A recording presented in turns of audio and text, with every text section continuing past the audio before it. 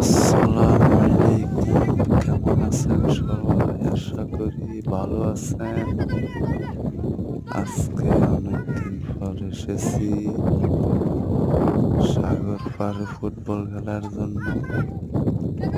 তো এইখানে এসেই দেখলাম যে সাগরের সাথে একটা খাল রয়েছে। ওই খালে অনেক ছোট ছোট ছেলে এরা খেলা করতেছে।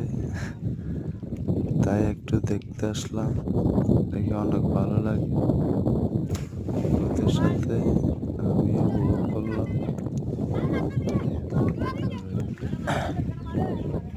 অবশ্যই অবশ্যই ভালো লাগবে, ভিডিওটা দেখবেন সবাই।